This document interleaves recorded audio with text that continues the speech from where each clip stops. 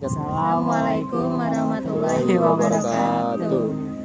Oke guys, selamat siang semua. Nih kita nih lagi berkumpul nih berempat. Kita nih mau ngebahas tentang ekofeminisme kritis nih. Kan sekarang ekofeminisme itu tuh lagi panas-panasnya gitu karena terkait dengan perubahan iklim sama gerakan feminisme.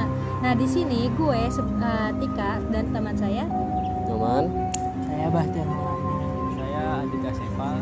Nah, kita tuh akan ngebahas nih tema perkumpulan kita kali ini, yaitu perspektif ekofeminisme kritis dan titik balik perlawanan atas budaya patriarki yang mengikat alam dan perempuan.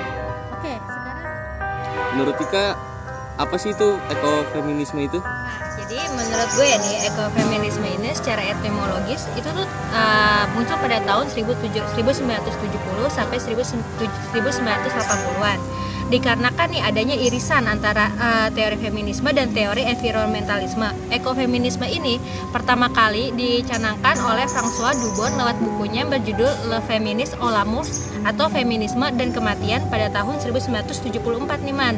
Nah menurut dia ekofeminisme itu adalah filsafat yang membongkar bagaimana posisi perempuan dan alam di dalam masyarakat kita yang patriarkal ini.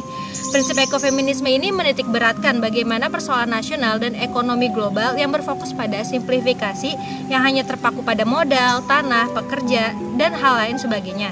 Ekofeminisme ini tuh dinilai sebagai sistem, yaitu gerakan sosial dan praktik, tetapi juga menawarkan bagaimana analisis politik yang mengeksplorasi hubungan antara androsetisme dan perusakan lingkungan. Begitu man. Oh begitu ya, tapi kenapa kira-kira bisa begitu? Nah, jadi kelekatan perempuan dengan sifat empati, kooperatif, dan altruistik itu membuatnya dianggap lebih erat gitu terhadap lingkungan dibandingkan laki-laki. Jadi hal ini disebabkan oleh perbedaan peran dan pengalaman yang diberikan kepada masyarakat pada perempuan dan laki-laki. Perempuan itu biasanya diberikan tanggung jawab dalam lingkup domestik yang misalnya itu dalam hal ini contohnya sebagai penyedia pangan.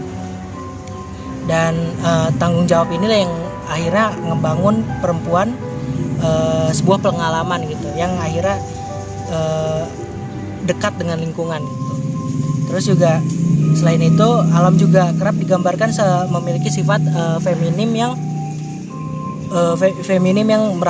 kayak seperti sifat feminim gitu. Contohnya kayak merawat, terus melindungi, terus juga penuh kasih sayang gitu. Namun pada dasarnya baik feminisme maupun ekologi sebagian besar itu masih merupakan dua dunia yang berbeda.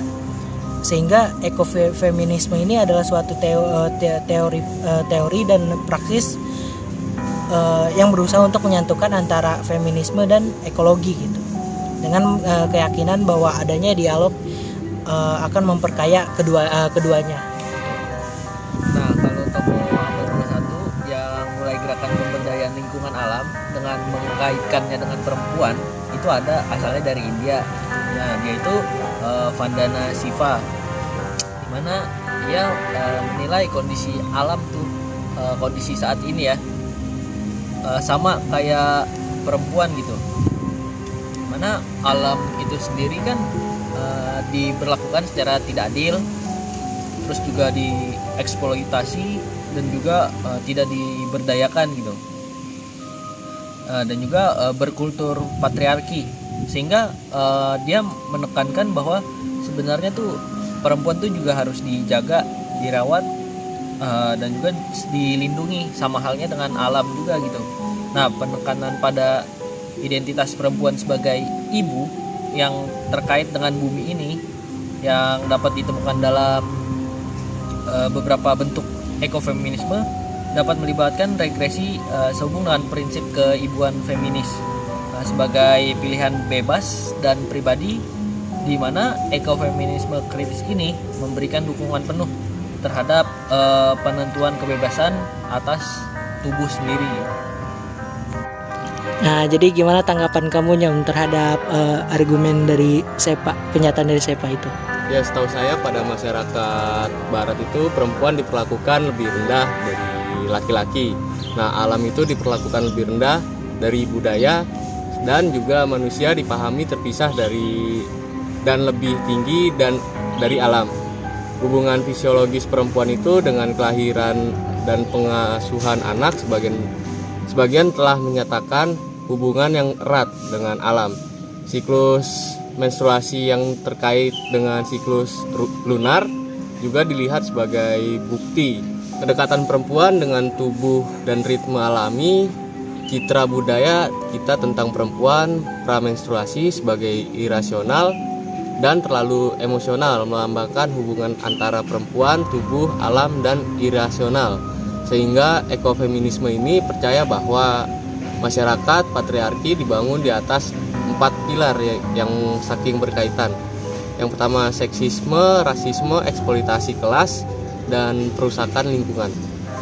Analisis ekofeminisme ini mengungkapkan bahwa bukan hanya perempuan yang digambarkan lebih dekat dengan alam, ras dan kelas sosial yang tertindas juga terikat dengan alam.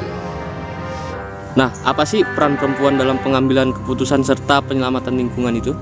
Nah, waktu itu pada tahun 2022, United Nations Commission of the Status of Women menyepakati untuk meningkatkan pemberdayaan perempuan dan mempromosikan kesetaraan gender dalam manajemen lingkungan.